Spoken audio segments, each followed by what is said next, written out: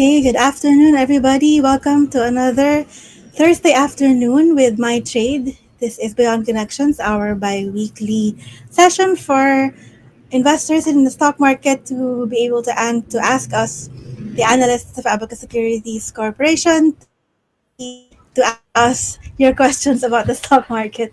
I am Bess, one of the senior analysts for MyTrade and Abacus, and today I'm joined by Hi guys, I'm Rainier. Rainier, one of the analysts as well. And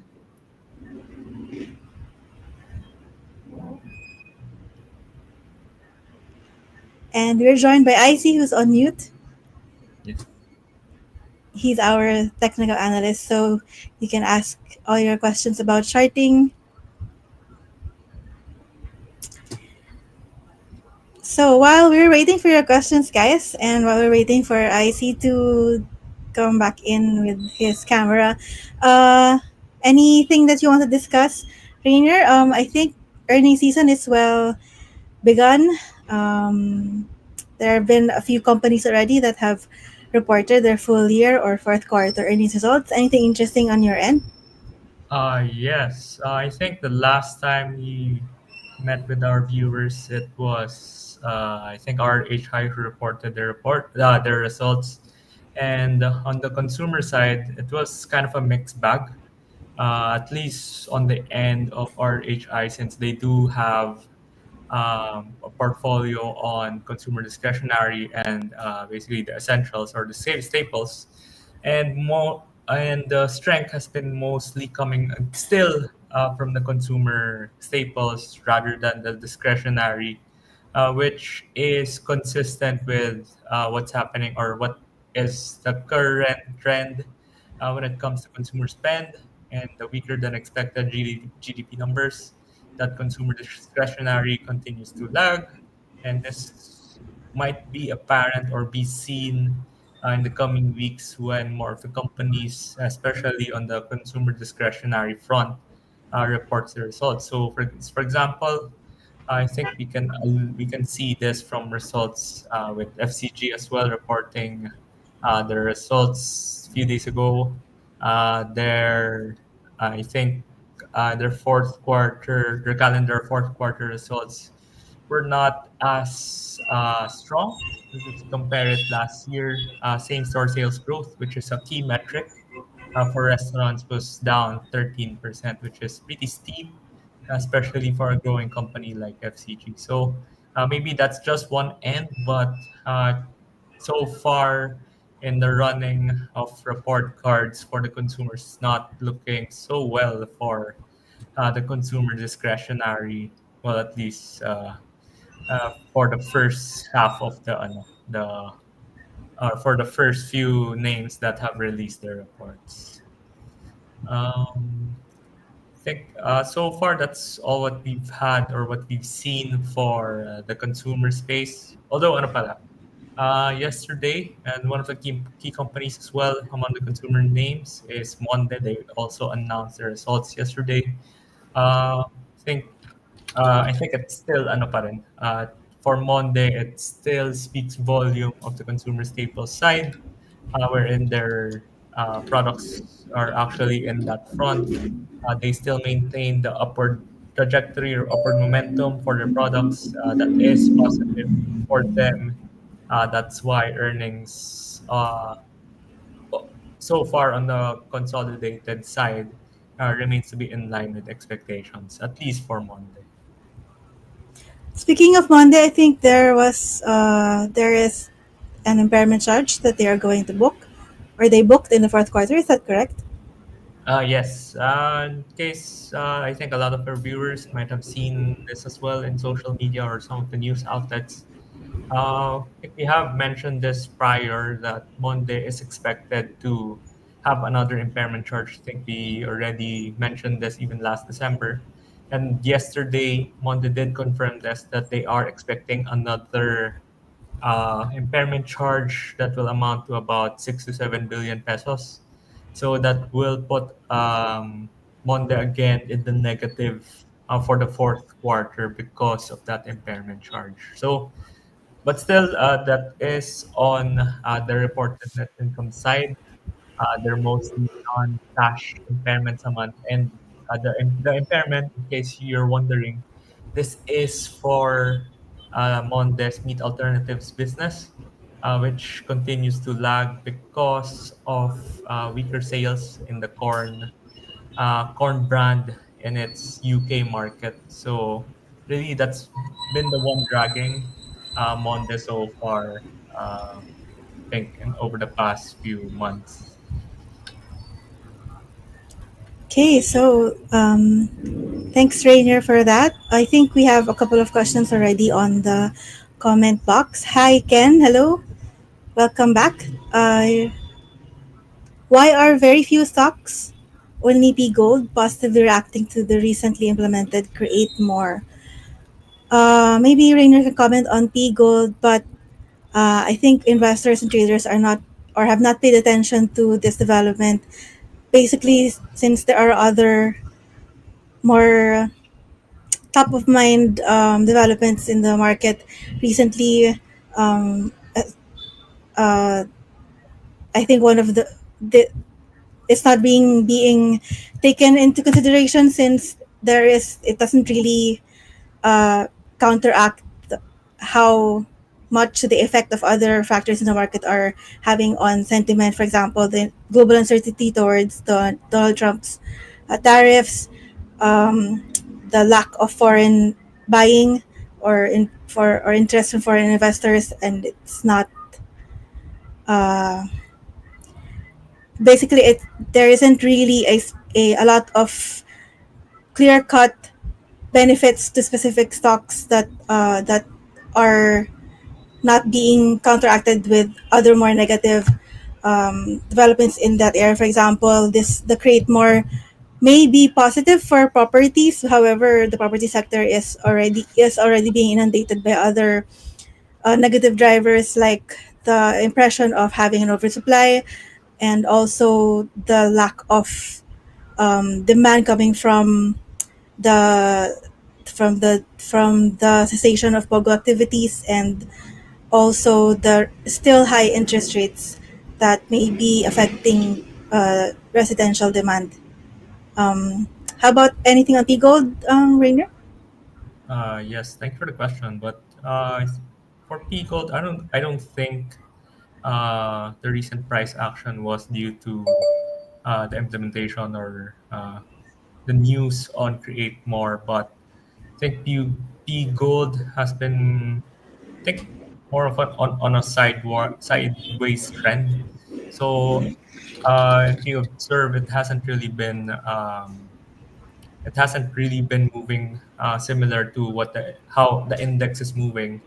Uh, I think one of the main drivers recently over the past months for P Gold has been the USD to peso exchange rate, since a huge chunk of their cost of goods sold because of SNR is denominated in USD peso. So if the peso depreciates, it affects overall pure gold's margins. So when the peso appreciates a month, I think that's the time when we saw last year at one point, and I think at Q3, that's when pure gold uh, really appreciated compared to its peers. So I think that's one of the key metrics or key numbers that we are looking at for pure gold, and as well as some impact as well when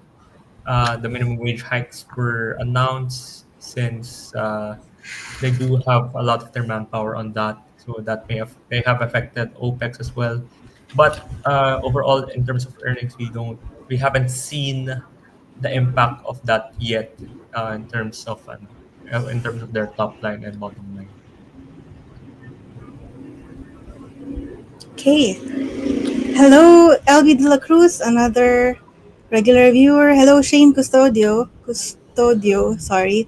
Um, the question is which dividend paying stocks are good to buy and hold now? Thank you in advance. Thank you also for the question. I think today, Metrobank, as they announced also their earnings results for the full year, They also announced a special dividend of 2 pesos per share, as well as the regular dividend of 1.50 pesos per share. So that comes out to a dividend yield of about 5%. That's not bad. That's not one of the highest, but it is one of the highest among the banks. But if you include the regular dividend that they are also expected to pay out in September, which is another 150, that will lead to 7% yield from now. So April, May, June, July, August, September, 7 months, 7% yield.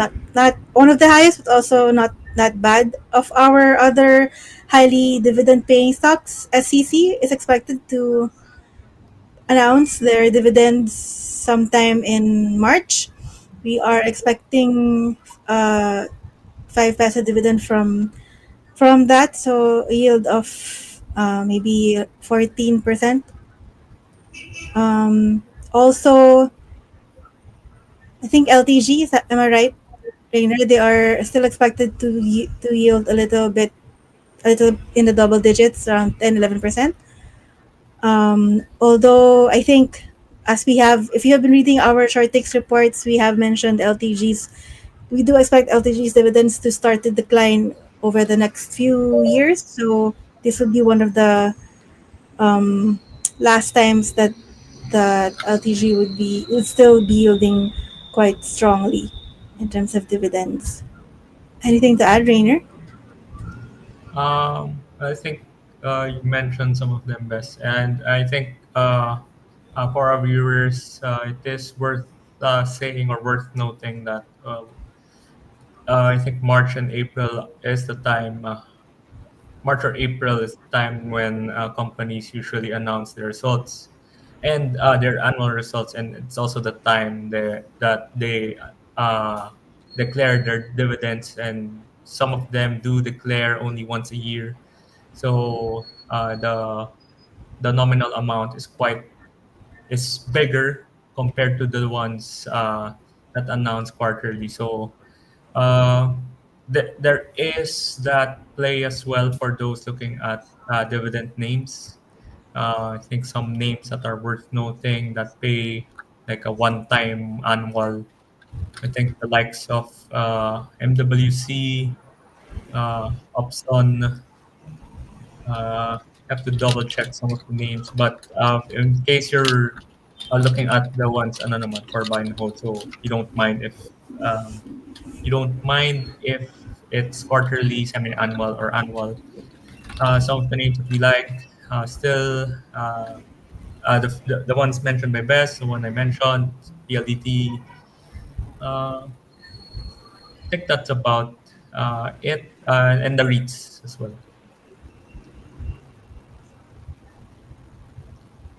Okay, I think we have IC back. Welcome back, IC.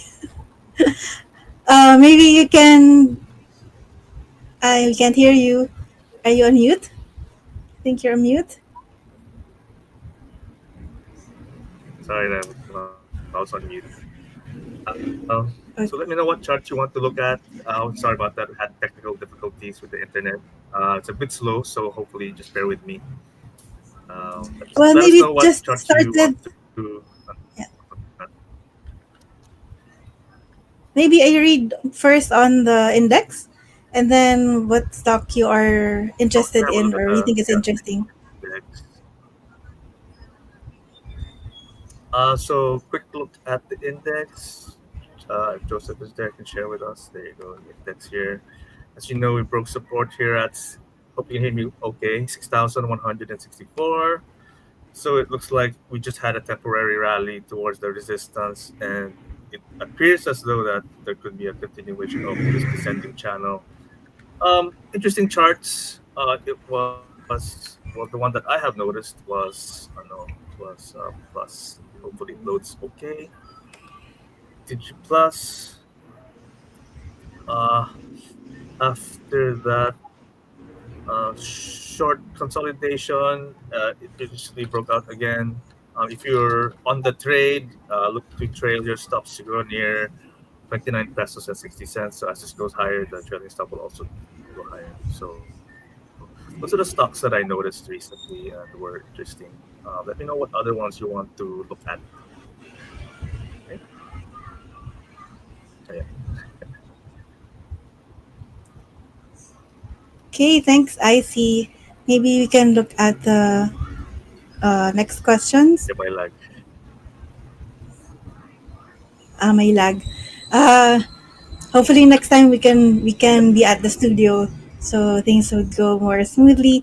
Uh, from Ken, do you agree with Apex? Do you agree that Apex's price appreciation is pretty slow considering how gold has appreciated so far? I haven't really looked at Apex. Do you have any thoughts on this, Rainier, or maybe Icy? Yeah. Actually, I disagree with the statement here because I think gold naman, since it's one of the safe havens, although it has been reaching its all-time highs, it has been appreciating at a slower pace compared to like what the hype on on the news on it hitting all-time highs. It has been moving few per less than percentage points every day or weekly. And if you compare it on a year-to-date basis, gold is up at about 10 to 12%, or I think 12 to 13%. But for Apex on a year-to-date basis, it has been up, I think, about 30 plus percent. So, in terms of that statement, it's not really true. Apex has actually been appreciating more compared to gold, and that's a testament as well, since Apex is a gold uh, play, since much of their operations is in gold and as well as silver. Silver, on the other hand, it's also trending upward as well. I think year to date is also 10 plus percent, and on a year to date basis, it's close to appreciating about 40%. So that is a positive for Apex, since they have operations on both as a mining company. Okay. How about on a technical viewpoint, Icy, for Apex?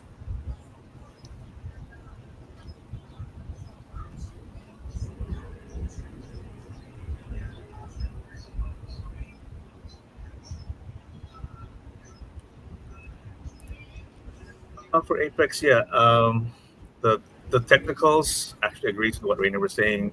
There's just a bit of a consolidation if you divide Apex by the gold prices. There's or it's consolidation recently. So yeah, that's it. Walang, no chart to share for more visual cues, Oh, for more visual. visual learners. So so so this is the Apex price divided by the gold. So you can see it was outperforming gold. Recently, just traded sideways here, so it seems like it will just trade sideways for a bit before it continues to outperform, which is a rise in the ratio.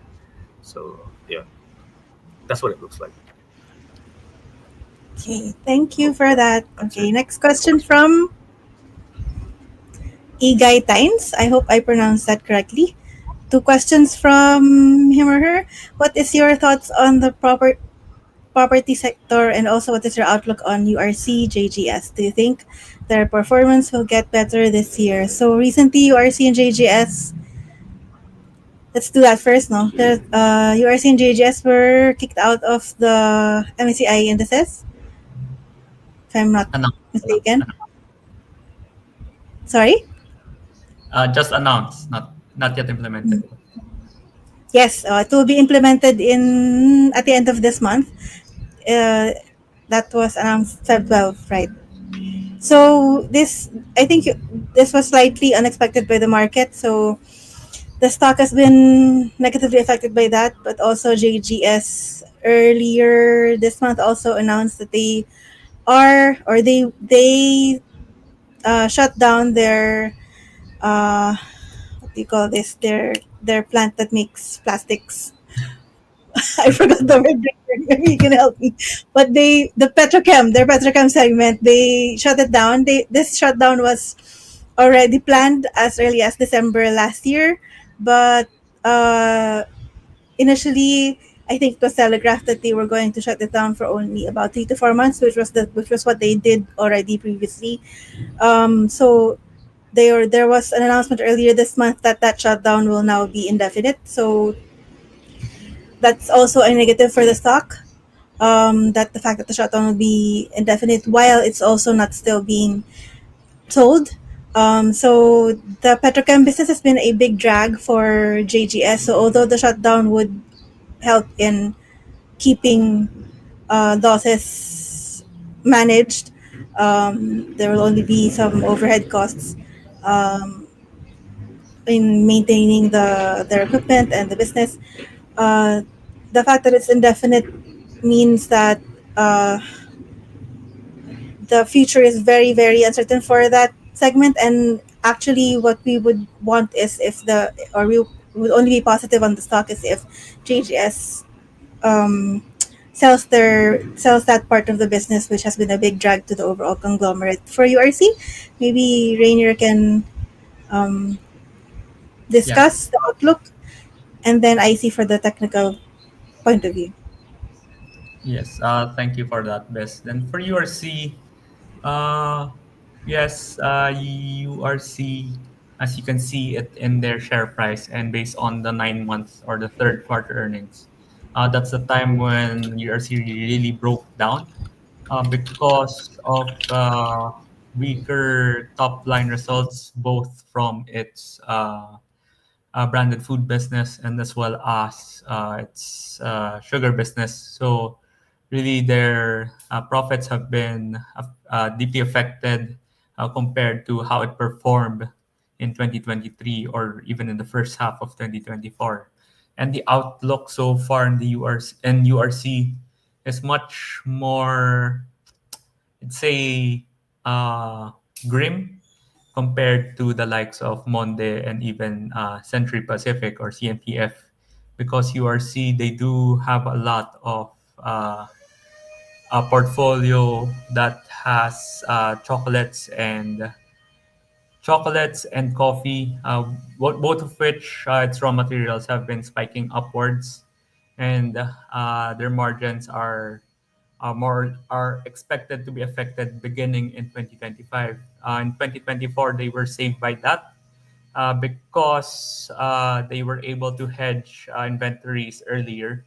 But what we expect so far in 2025, margins will really take a hit. That's why our outlook for URC is not really positive. It's more on the negative side. What we can say so far in terms of its price action, it has moved up, but I think or we think that it is a sell on strength currently because we haven't seen the worst of it yet. And I think on their sugar, on the sugar side, it might be affected as well because of the Mount Canlaon's unrest that may affect one of its biggest sugar mill in Canlaon or in La Carlota City. So in terms of their performance this year, in terms of earnings, it might be better come third quarter 2025. But so far in the first half, we aren't foreseeing any positive news yet that would uh, be po- be uh, accretive to their earnings in the first half of 2025.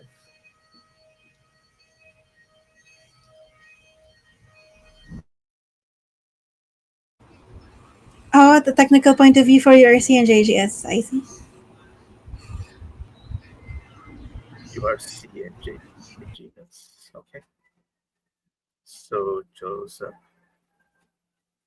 can you actually not mention my there's a bit of a lag here. So URC broke down from a falling wedge. So some of the positive signs would be spike in volume, but like Rainer said, there could be some weakness. So probably consolidation in this 58 peso to 72 peso range. JGS also another very from what I remember, very oversold. So let me just wait for the chart to load.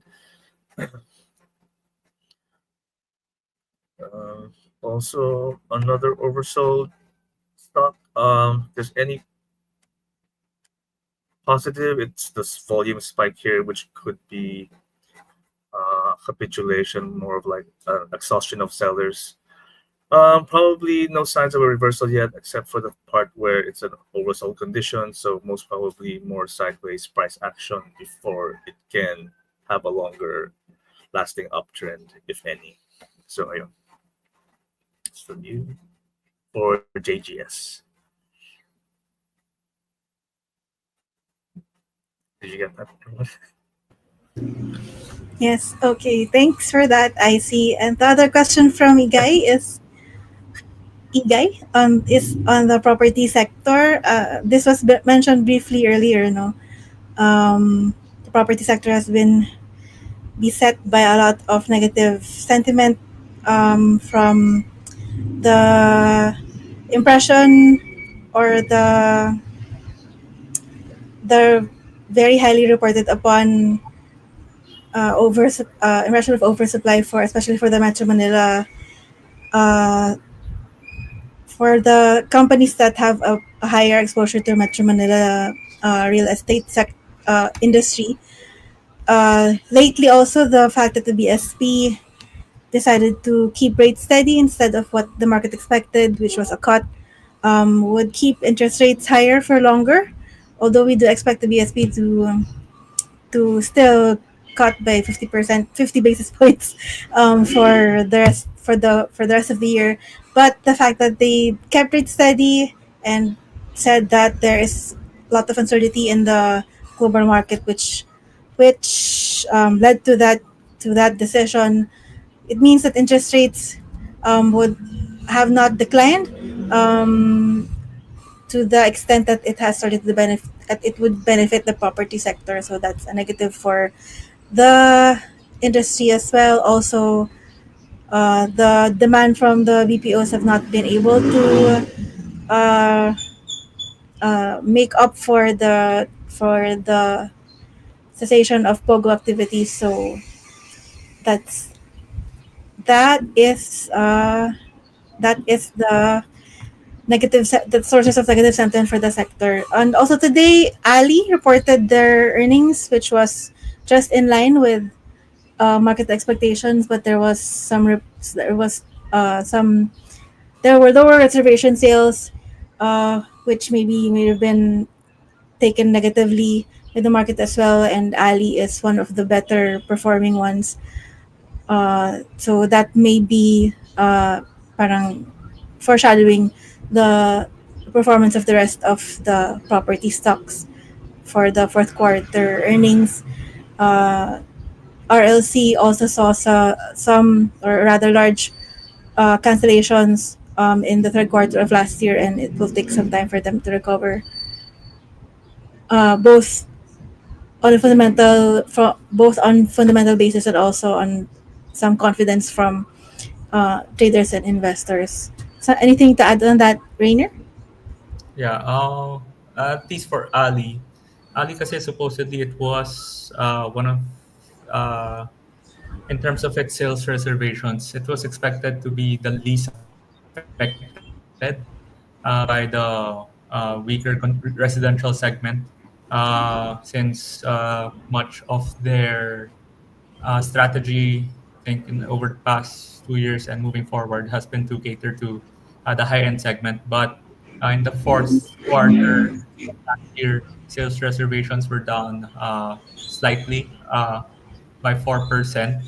That was pretty much unexpected.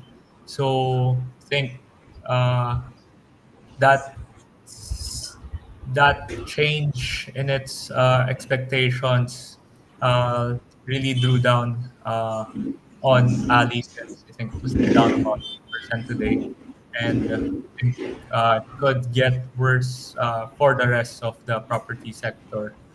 Uh, yeah, I think that's all that I can add, since you mentioned most of it. Yes.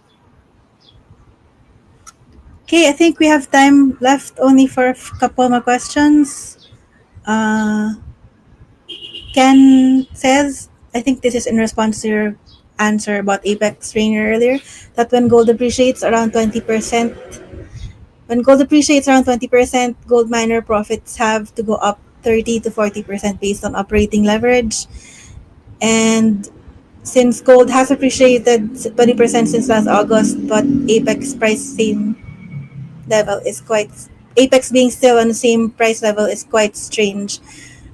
Anything to respond to that, Rainier? But before you do, maybe partly investors have or more attention has been put on the other gold play in the market, OGP, since it's a little bit of a dividend play as well. Yeah, I think that's the difference between Apex and OGP. OGP has been, well, since it's been new to the market, it only IPO'd last year. But the difference between the two is OGP is a gold play, but Apex is both gold and silver. Uh, but in terms of what Ken is asking or Ken's statement, I think there is ano pa rin, if we talk about different price. Well, when gold appreciates around 20%, gold miners' profits have to go up 30 to 40%. I'm not sure of the figures here.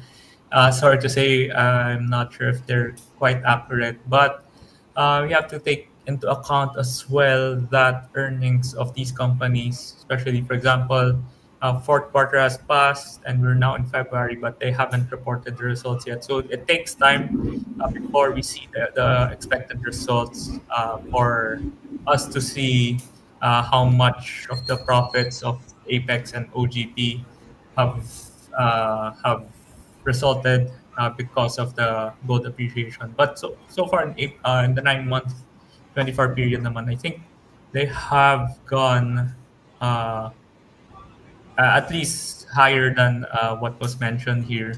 But for the statement, I'm not sure actually what the statement is on. But I think Apex naman has performed better than gold, at least on a year to year or year to date basis, and year to date basis. Okay, for our last question for today, unfortunately, from Cadis H. For those looking to take positions on Plus, what's a good entry point and how is Plus looking fundamentally? So maybe let's start with the technical view. I see.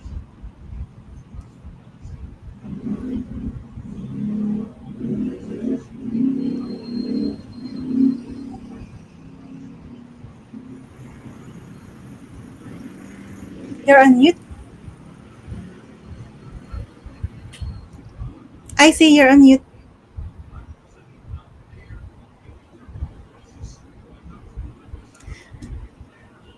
Okay, sorry about that. Okay. So Plus has been tracking mostly its 10-day exponential or 10-day moving average. So you should have already bought today after this 1, 2, 3, 4, 5 day consolidation. So the next best thing is to buy on weakness as close to 35 pesos as possible. So it's not yet at an extreme like it was in September of 2024. So it may be able to rally further in the very short term. But we'd probably look to use the 10 or the 20-day as a trailing stop in the short term as it rallies. So that's the technical view on the G plus. Yes, thank you for that, IC. On the fundamental side, I think Plus is, if as you can see it on its share price, it has reached its all-time high for I don't know how many times this year alone. And in terms of fundamentals, I think the market is reacting uh, or is expecting a really good fourth quarter results for Plus, and as it should, because fourth quarter, as many consumer companies or even other companies, is a good month for them, and mainly because of the 13th month. And I guess a lot of people were uh, using that for a portion of that, hopefully, for betting as well. So that's why it's been good for Plus as well. That's why we're expecting a good quarter as well for Plus. And if we compare it, fourth quarter 24 versus fourth quarter 23, we do expect growth of about 300 to 400%, which is pretty extreme. And in terms of its profits, might see the same. He triple might be triple digit, depending on uh, its top line. Sorry, not really triple digits, but really more uh, on a higher end because its PAGCOR share has been brought down significantly last year. And that's another positive catalyst as well for 2025, since in January 2025, the PAGCOR share did see another cut from 35% to 30%, which is really positive for Plus as a company, as they are expected to pay less or pay less franchise fees to Pagcor. So that really adds up to their bottom line. So that's really one of the more positive catalysts for Plus. So in fourth quarter, we're expecting strong results in terms of its profits as well, top line and bottom line profits.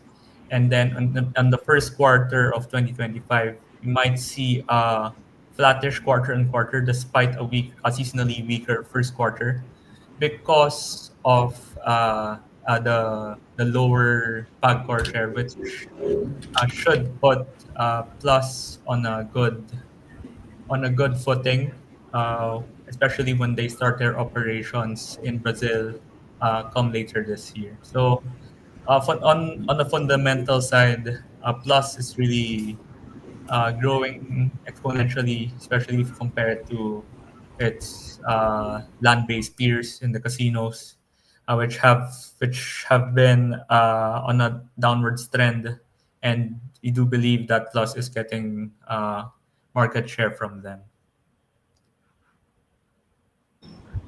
Okay, I hope we were able to answer all of your questions um, to adequately. I see that we have another question on the board. However, we don't have time anymore yet. But the question is on APX. From Joseph Ian Hernandez. You can go back to the beginning of this live. We discussed APX a bit. And also, if you are already or a client of MyTrade and you subscribe to our reports, we discussed DNL quite recently. Our earnings preview for DNL for the earnings performance for fourth quarter 2024. You can read that on Short Takes. If you're not yet a MyTrade client, sign up and you can read our daily reports that contain our insights on the market and our uh, predictions on what we believe the market, where we believe the market will go. So hopefully you can sign up and be part of that mailing list as well as trade on my trade. Thank you, everyone. Thank you for joining us this afternoon. Thank you to all of the people that have also not commented or asked questions, but have just been lurkers or viewers. You're still welcome here, and hopefully next time we can ask us questions as well, so that we can have um, more insights from you as well. So thank you, Rainier and IC, for joining us. Any parting words? Well, thank you everyone for tuning in again. It's gonna be an eventful next 2 weeks, and I hope we'll see you by then in our next episode for Beyond Connections.